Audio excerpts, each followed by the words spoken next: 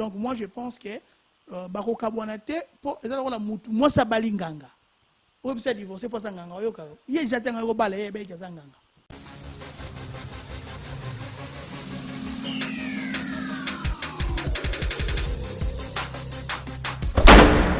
Parce que ceux qui a lingi yé abdo akata à dissoudre le parlement, moi je crains de vivre ça dans sa station à l'Isuba à Wanamboka.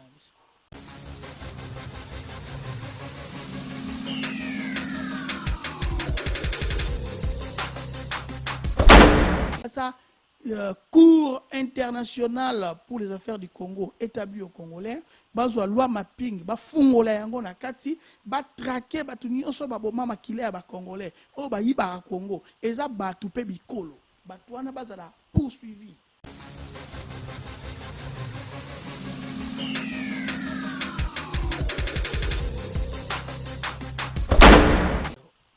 Bato maye na Congo ezaka bato ba ta investité.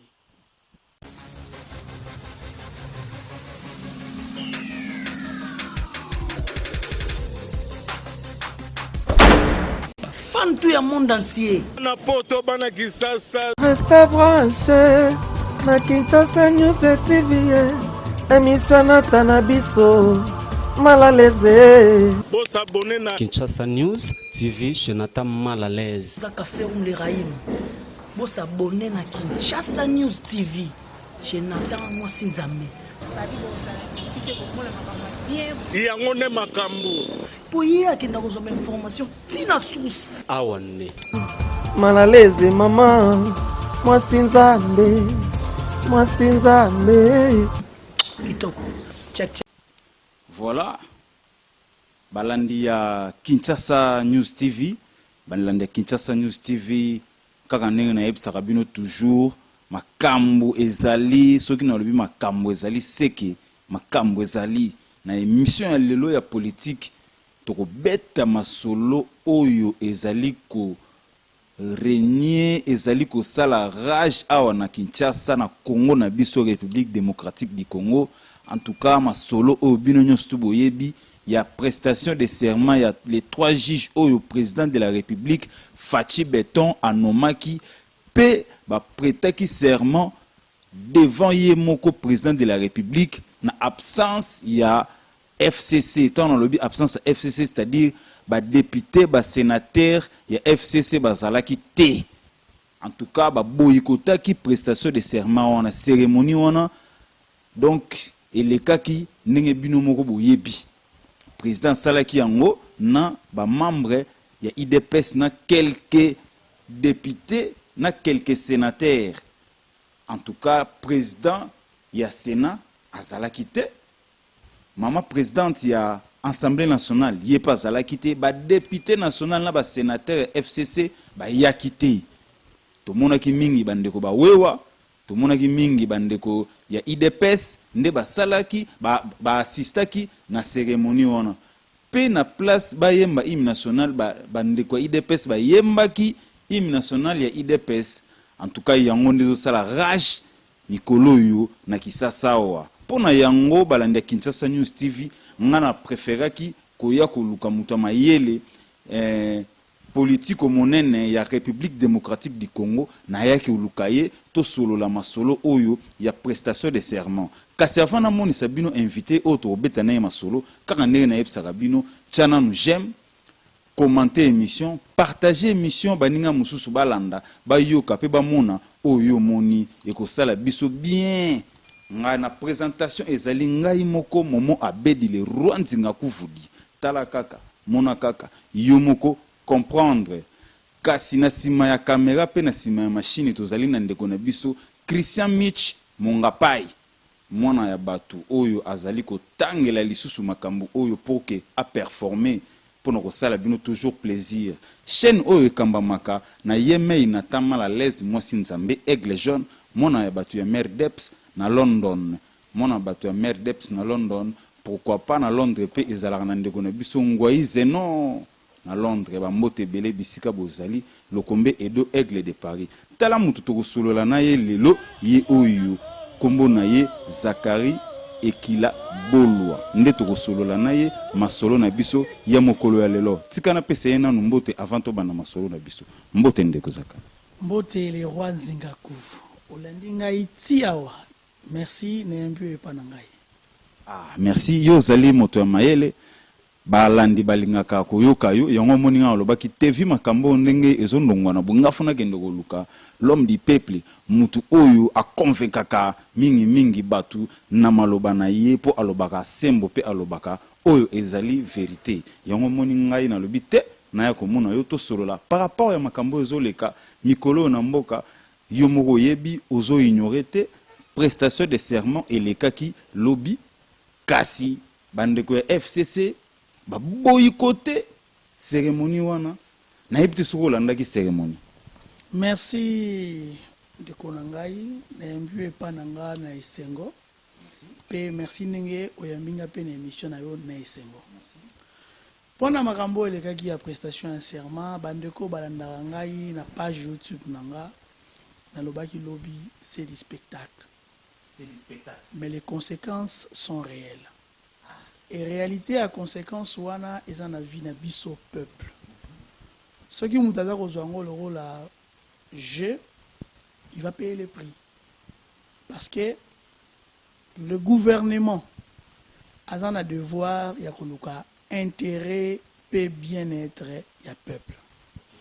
Moi je n'aurais pas peur na ozape na sonité à kolubaki. Depuis le président Félix a continué à pouvoir naïe 2 ans, jour pour jour, tozo kende. Pour n'angaï pe la vérité, nous avons une décision où ils allaient l'intérêt général et à peuple. Les Congolais ont réalisé en côté. Batu bazo ta la fanatisme. Prestation et serment, il y a 3 juges. Ils ont intérêt à peuple. Ils ont un intérêt politique na bango. Moi j'attends l'intérêt du peuple. Naoki okotanga awa bandeko bavani na mikili ya poto. Je tiens à signaler que bandeko nyonso baza lelo na poto, soki baza 100%. Na bamboka nyonso baza ba congolais. Je suis sûr que plus de 70% tango nazwaka chance ya kutana bango balobaka na ngai. Soki mboke bongi bazonga, mboke bonga bazonga.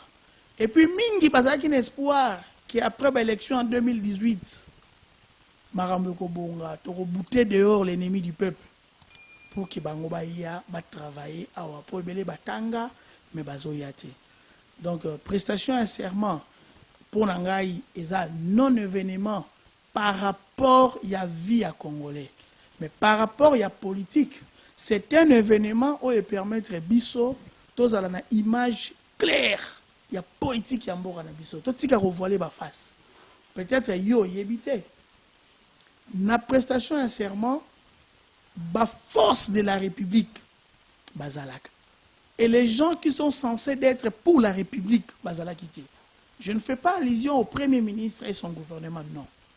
Je ne fais pas allusion aux députés, non. Je fais allusion à ceux qui ont juré et prêté serment pour la nation. L'armée et la police n'ont pas été représentées. Est-ce que vous vous rendez compte, non? Ndala tango na mona ko ndi officier moko ya armée azalaki wana nani na yebi kombo te na mona ko officier. Pour ton information, ba officier baza ebele ya armée mais la représentativité je comprendre les lois bozolo baké na okiyo ba sénateur ba député bazalaki te mais ce qui a impacté c'est que le membre du bureau bazalaki te. Donc moi j'aurais voulu comme on a chef d'état-major de la République ou son adjoint, comme on a une haute autorité. Parce qu'on a le droit de représenter Bangote. Parce que dans la mission, Bazapeka a la même capitale que le chef de l'État. Donc nous devons réfléchir un peu plus dans la vérité, plutôt que tout ça, le fanatisme. Moi, je ne cherche pas le malheur du Félix, ni son bonheur. Moi, je cherche le bonheur du Congo, où j'ai l'impression que les politiciens, comme moi, ils sont à l'auteur, mais non, il y a malheur, il y a république. Parce que les Congolais ne se retrouvent pas. Voilà. Merci. Sko Togoy Koloba, chef de l'État a s'entêté, tout a sali démarche moueza légale. Mon frère, Nakobungisa Batwa Holanda Biswe, si j'étais. Mes frères congolais, yozolandangai, na rappelé le moko. Au moment où nous avons des enjeux politiques qui impactent la vie des Congolais. Les enjeux que nous avons, les politiques et notre gouvernement de Pakoti, nous avons dans ces pays 7 forces armées étrangères. Bazana Katamboga Nabiso et Loba Mahati. On nous a fait croire que la diplomatie, si les forces sont Mahati, par contre, bazo demeurer. Et bazo demeurer qu'on va dans le paysage du Congo. Bazo travailler clandestinement, bazo yiba sol et sous-sol Nabiso. Baza ko piller, baza ko malmener ba frères et sœurs Nabiso ba congolais. Et on n'en parle pas. Pendant que Bino Boyaki le 21, Koyemba Fachi Béton, ce qui n'est pas mauvais, c'est votre droit. Vous savez que le même 21 là qu'on devrait attendre M. Azarias Rouberoa pour les affaires de Minimbo. Siko et l'équipe, Tozo Kasuitité. Donc, mine de rien, est commis au cas la distraction politique. Parce que vous prêtez serment, oui, Bakeko Sala, Misala na Bango. Na kati ya Misala Bango na Webisa Bandeko Bola Ndangaye, analyse nanga personnelle. Et je suis sûr et certain, Moutou Azamaïla au contredire ngate. Et ça, n'a continuité à quota. Quel quota? Mais quota, l'alliance de Bango, il y a FCC cash. 70%, 65 à 70% ils ont FCC, 30% ou 25% ils ont UDPS. Si on a quota na Bango, oh, bazana yango. Ceux qui ont considéré comme le 9 juges à cour conditionnelle. 6 ont été nommés par Kabila, non? Bon, si on peut prendre cette logique terre à terre, que comme ils ont été nommés par Kabila, ils sont des Kabila. Prenons ça comme ça. Et que les 3 Obaza nommés par Félix. Écoute, 3 et Félix, c'est bien. Hein? À nommer qu'à 3, des Kassaïens. Ça me fait réfléchir sur ça. Ce sont peut-être les choses qu'on refusait hier à Kabila. Ils ont inaperçu comme si les gens ont droit de l'homme et qu'on sort. Donc, côté n'a pas commis correct. 6, il y a Kabila. 3, il y a Félix. Quant à moi, je dirais coup de chapeau, il a réussi parce qu'il est le chef Ache Batounaye, parce qu'il n'a aucun qui, Jean Kabouya, Augustin Kabouya, lobby, ba juge Nabiso. Donc, baza ba juge à UDPS, baza même pas à la République. Ça me pousse encore à dire, oh, que, toi, assistant qui lobby, on a 2 forces, 2 camps, baza défendre le pouvoir Nabango. Alors, Ngaïne Navandi Awa, étant membre du MLC, membre de la Mouka, dans l'Obaga, Congo égale Congolais, Congolais égale Congo. Moi, j'aime les gens qui vont travailler pour la République. Je ne vais pas avoir les gens qui vont travailler pour leur parti politique. Voilà pas si souci n'engazali pour m'pater bayi Congo mingi bazako sur la yangote. Il y a des affaires capitales au photo lobila. Au faut gouvernement tellement. Loi mapping. Gouvernement a tellement pesé de son poids. Cour internationale pour les affaires du Congo établi au Congolais, bazwa loi mapping, ba fungola yango na kati, ba traquer ba tunyo so ba boma makile ba Congolais, o ba yiba Congo, eza ba tupe bikolo, ba twana bazala poursuivi. Et tout télémela l'affaire Minembwe, on ne peut pas laisser que terre et kendeka kaboye. On n'en parle plus. Aujourd'hui, l'actualité a changé. Encore une fois, je suis très déçu de voir un groupe de gens balloter facilement, balandi eux éphémères pendant que les enjeux forts sont là. Limbisanga ina micro na yo pona bato ba Hollande biso, je peux expliciter encore. On pouvait parler même de la rentrée scolaire. L'année passée, c'était la gratuité, premier essai. Mais tu es bingana yo à la Kinshasa, bana baneko que classe batanga raté. Si comme vous avez démarré rentrée scolaire, vous avez dit que la rentrée scolaire oh on est trop sur la ngana yo. Bana ba otanga té. Bah professeur cette fois-ci la grève lundi et mardi, on n'en parle pas. Ce sont des choses qui impactent directement nos vies.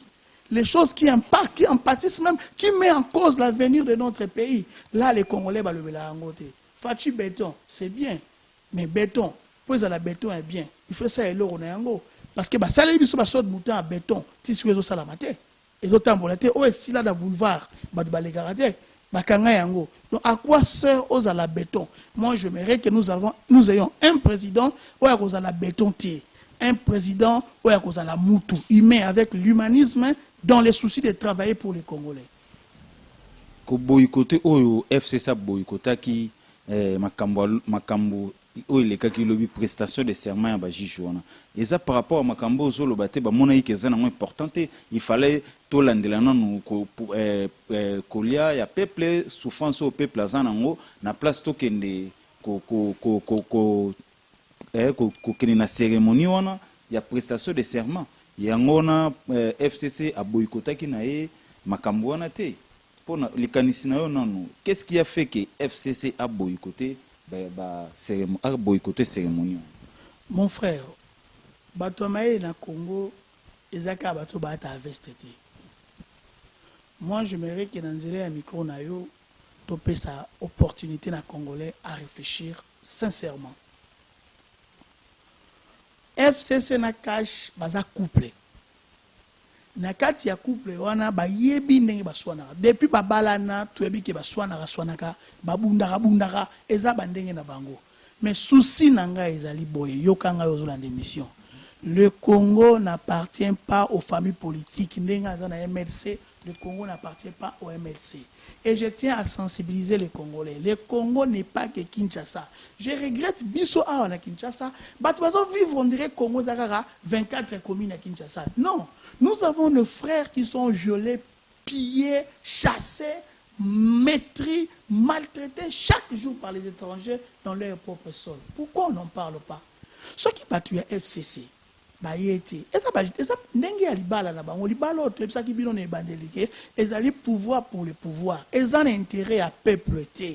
Donc ceux qui n'ont pas courage ya koloba na micro na yo souci na nga ezali que le peuple a se retrouver na mboka na ye. J'en ai marre de voir les individus devenir ultra riches. J'en ai marre de voir un pays exagéré par les humeurs des partis politiques. Moi j'en ai marre. Moi, je veux que les Congolais aient la chance de les dirigeants politiques, les qui ont la Congolais. Les qui ont na maël, je te garantis. Ils ont une sorte d'opportunité dans l'Engo Bazoli Yango. Malheureusement, ils doivent travailler pour l'État. Parce que le pays n'avance pas. Laissez-moi dire, soyons sincères, par rapport à 3 ans avant aujourd'hui, le pays ne fait que régresser dans le mal. Rien ne évolue. Ça ne vaut pas la peine de distraire les gens. Moi, je pense qu'on pouvait parler dans ton émission. Qu'est-ce qu'on doit faire pour chasser Félix et Kabila parce que balingi peuple. C'est ça, là. Et là, on trouve une émission. Ce sont les gens qui n'aiment pas la population. Ils ne foutent rien pour nous. Rien. Il y a une prestation et serment à Baji Jouana. Na dossier minembo bayo karube wa na ba point par rapport na qu'est-ce qui était important selon bon moto na yo na ko répondre te na resepela balandi ba répondre qu'est-ce qui était important? Est-ce que ba juge ou ba prêter serment à l'époque de Kabila bien qu'il était ce qu'il était ba quand prêter on a parlé du peuple, si ba prêter on a parlé de la nation, violation au président de la République est sali, on dit que l'Assemblée, la loi est claire. L'Assemblée nationale, le siège de l'Assemblée est inviolable. Bango, il paraît, je n'ai pas de preuves. Présidence et Jésus, clé, ça, c'est violation. Est-ce que d'après les violations, question n'a tout nos elandi. Mais si ça n'a pas toutes nos questions. N'a tout nos questions. Pétina y a nous l'ango kambala violation, exacte ponga na lobby. Les ani pour texte et lobby. Chaque fois, tout le système a un homme fort, tout le institution forte. J'en ai marre. On m'a dit, 5 ans avant aujourd'hui, qui était Félix? C'était un citoyen comme toi et moi. Ce n'est pas parce qu'il est au pouvoir aujourd'hui qu'il est devenu un Dieu. Il n'est pas Dieu. Ce n'est pas parce qu'il a le pouvoir il refait enrichir moto. Ni à Komine Sambe, non. Le Congo n'appartient ni à Kabila ni à Félix. Le Congo n'appartient même pas à moi qui te parle. Le Congo, c'est un bien commun. Alors chacun doit travailler pour bien commun. On a Ezala bien, s'il vous plaît. Hein? Tout ce qui distraction. Merci. Ndeko Nabiso di 15 Lutadila, alobina tuna oboye.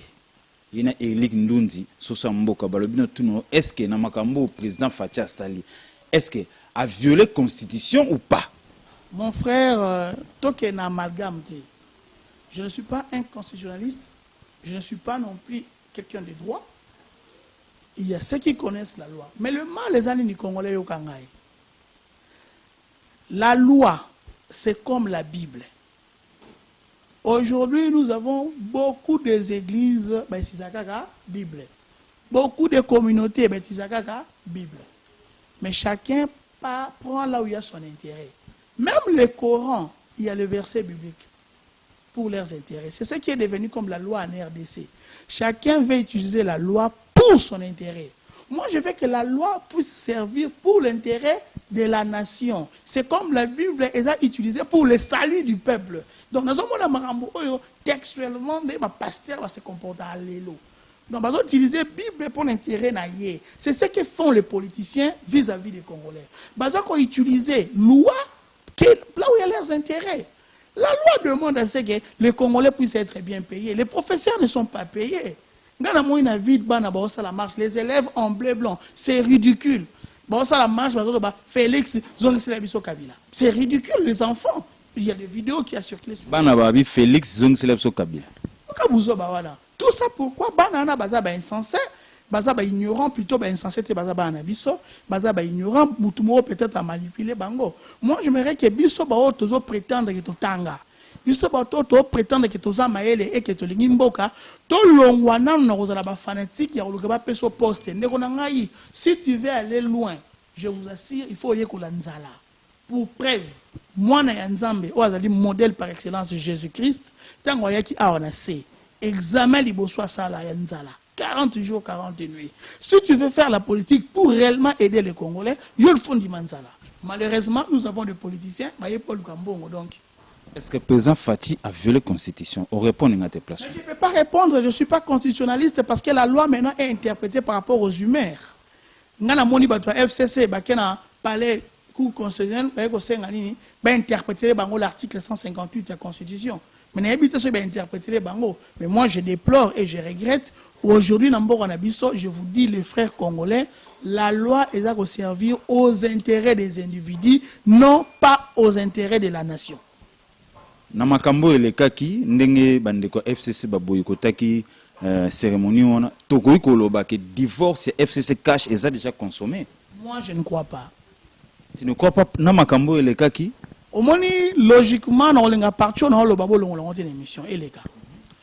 logiquement parlant, un politicien qui aime le Congo ne peut jamais faire l'accord avec Kabila. Comme Félix avait accepté de faire l'accord avec Kabila, c'est qu'il avait mis de côté le peuple. Donc moi je pense que Bako Kabouanate, moi ça balinganga. Ou bien divorcé pour ça nganga. Donc, à moins que ce qui passe là, qui a intérêt personnel, à moins qu'il y ait intérêt atteint, il doit se retirer. Mais moi, je pense que cette alliance n'a rien à voir pour l'intérêt du peuple. Ce que Félix et sa famille politique, IDPS, va divorcer, c'est bien. Mais moi, je vous dis aujourd'hui, IDPS, ce n'est pas un parti modèle aujourd'hui. Comment en pleine cérémonie, cérémonie à nation, et comment on dirait cérémonie à parti politique? Ils nous ont donné l'impression, moi je dis que c'est la honte. C'est comme si le président était un militant à Zokota avec signe Papa Nabiso dont je respecte Etienne Tshisekedi, Victoire et IDPS. Est-ce qu'aujourd'hui, Victoire ou le président Félix Achaki, Nathalie Caméra n'a pas tourné, et ça Victoire, il y a peuple, tout ça Victoire n'a yé. Merci beaucoup Balandi Boko répondre à la question oyo ngana zaka mutuni ba question na lingina ye basiko yo. Qu'est-ce qui va venir? Qu'est-ce qui va suivre? Et l'ogoni ni ko landa et ko ya après prestation de serment oyo FCC cash, qu'est-ce qui va venir? Est-ce que le président est-ce que qui destituer assemblée ou FCC a créé motion contre le président que le président a violé la constitution? On est avant dernière question sous que ça. Bandeko nangai ba français là le moment l'Obama le poto. La confiance n'exclut pas le contrôle. Yo mutoza militant et IDPS, yeba d'abord aux Congolais. Yo mutoza MLC à la Mouka aux Congolais. Tomeka kozala éveillé pour l'intérêt du Congo. J'insiste. Tozala éveillé pour l'intérêt du Congo. Au moment où je te parle, c'est le président Félix Tshisekedi a une posture Yamabe pour la colocation même l'icanissi à destituer l'Assemblée nationale. Parce que ceux qui te continuent la crise politique, tu peux accès na badongolomiso au baza déjà na posé à kosala mabe que ça soit na Minembwe na Beni na Ituri et si la force étrangère bakota. Ils ont intérêt que bisson des peuples tout le balabango nyonso non parce que le Congo n'appartient pas à Félix et à Kabila. Le Congo n'appartient pas au FCC et Cash. C'est vrai que ces gens-là sont des Congolais. Oui, j'admets, j'accepte. Mais nous sommes plus que eux. Pour l'équipe, on est belé. Et puis, l'équipe, on est au Fotarabango. Donc, on a comment gérer na humeur, na sentiment, na bangote. Donc, soyons réalistes. S'il faut seulement tout à la ngana bino, composition en bateau, bazaki na kati, il y a salle, le congrès, où il y a prestation en serment, ça prouve que le pouvoir du chef de l'État, s'il faut regarder vraiment si c'est le pouvoir ou le positionnement. Parce que ceux qui ont l'ingé à Kata, à l'issue du Parlement, moi je crains de vivre scène à Sassou à l'Issouba à Wanamboura.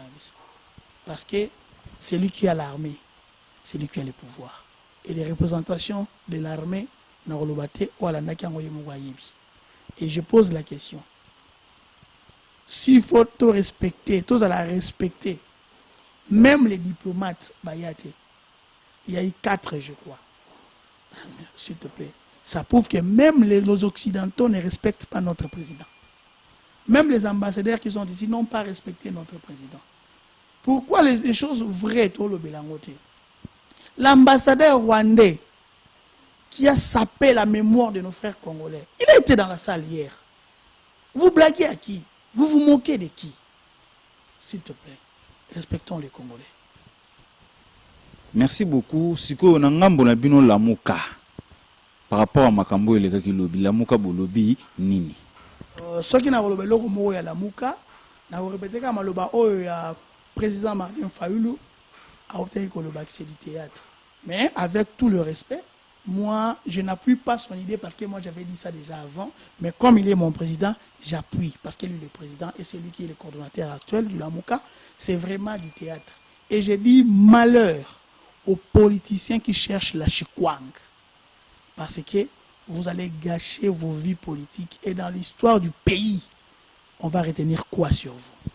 Aimons le Congo, aimez les Congolais. Moi, Liloba Soukezali.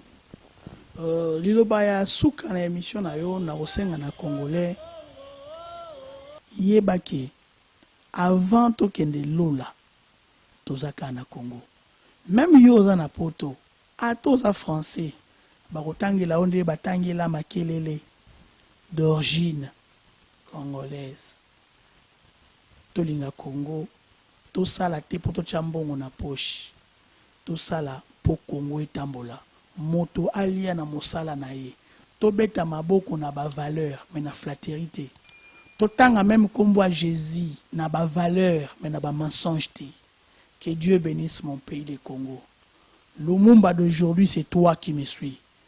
Kabila Mouzé d'aujourd'hui c'est toi qui me suis. Tu peux aussi être Moulélé d'aujourd'hui. Sache que le lendemain et les demain du Congo c'est toi par ta progéniture et par ton idéologie. Aimons le Congo. Congolais égale Congo. Et le Congo n'est pas que Kinshasa. Que Dieu bénisse mon pays. J'aime le Congo. Merci beaucoup Henri Mwanga, Maman Nancy Mafuta, Mazasi Bolandi Ndeko Zakari, Alobi, Atalisi Biso, Makambo ya Congo, Poye, Kote Wana, Azalaka Mur, Kasitokomi na Suka, Stron Panzu, Zalana o bien, Stron Panzu Diama 40 Kara, Germain Germando Tozakaka Fanda na yo bisiko Zanata Wantete Yannick Force Masamba Venanga Willy Moucheni na peso bambote belé pourquoi pas célèbre John Mbayo tokutani prochainement na invité à Sika poto solo la Congo et ko sala biso bien kasi pona yango Thierry Iolo toza toujours kozela Gile Kampongo. Merci Toleka fan tout le monde entier na poto bana Kisasa. Restez branchés na Kinshasa News TV, émission na Tanabiso, Malalese. Bo s'abonner na Kinshasa News TV chez Nathan Mal à l'aise. Zaka Ferum les Raïm. bosabone na Kinshasa News TV chez Nathan Mwasi Nzambe. yango nde makambo Po ye akenda kozoma information tina source. awa nne Malaleze mama, Mwasi Nzambe, Mwasi Nzambe. Kitoko.